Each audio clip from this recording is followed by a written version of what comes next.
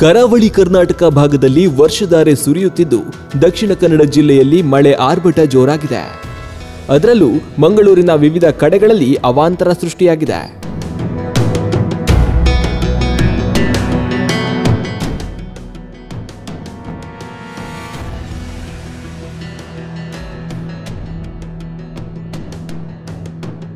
ಮಳೆಗೆ ಮಂಗಳೂರಿನ ಪ್ರಮುಖ ಏರಿಯಾಗಳೇ ಜಲಾವೃತ.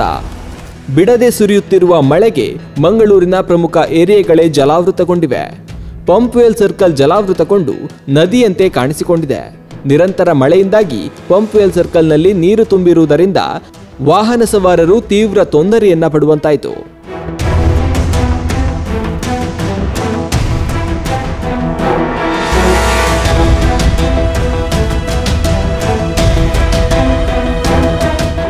ಇದಿಷ್ಟೇ ಅಲ್ಲದೆ ನಗರದ ಕೊಟ್ಟಾರ, ಕೂಳೂರಿನಲ್ಲೂ ಮಳೆಯಿಂದಾಗಿ ಸಾರ್ವಜನಿಕರಿಗೆ ತೀವ್ರ ತೊಂದರೆಯಾಗಿದೆ.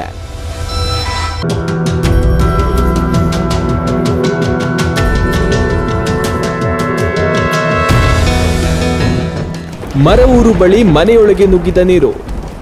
ಮಂಗಳೂರು ಹೊರವಲಯದ ಮರವೂರು ಬಳಿ ಮನೆಗಳಿಗೆ ಮಳೆ ನೀರು ನುಗ್ಗಿದ್ದು ಮನೆ ನಿವಾಸಿಗಳನ್ನ ಸ್ಥಳಾಂತರ ಮಾಡಲಾಗಿದೆ.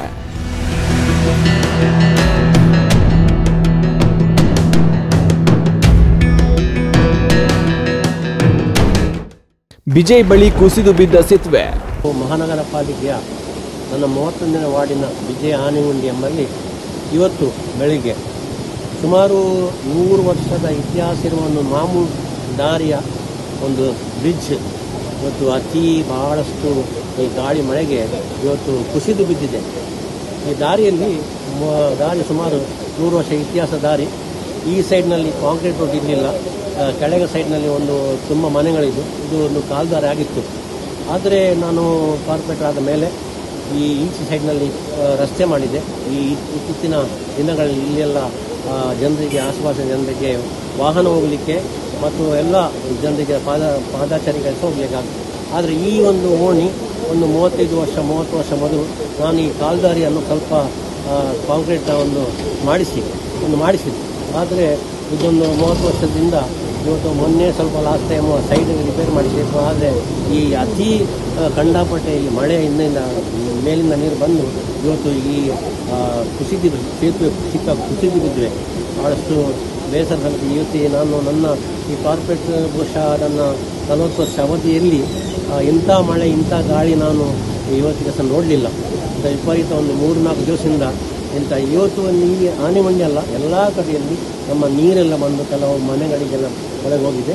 ಆದರೆ ಅಂಥ ಅನಾಹುತಗಳು ಎಂತ ಆಗಲಿಲ್ಲ ಯಾರಿಗೆ, ಜನರಿಗೆ.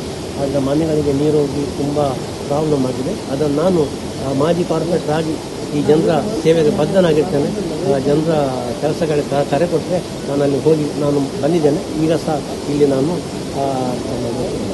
ನಿಮ್ಮ ಹೆಸರು ಸರ್? ಲ್ಯಾನ್ಸ್ಲಾಟ್ ಪಿಂಟರ್.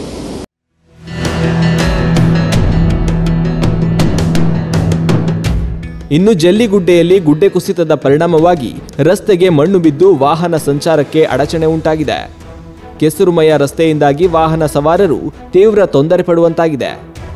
ಜಲ್ಲಿಗುಡ್ಡೆಯಲ್ಲಿರುವ ರೈಲ್ವೆ ಅಂಡರ್ ಪಾಸ್ನಲ್ಲಿ ಮಳೆ ನೀರು ನಿಂತಿರುವುದರಿಂದ ವಾಹನ ಸವಾರರು ತೊಂದರೆ ಪಡುವಂತಾಯಿತು.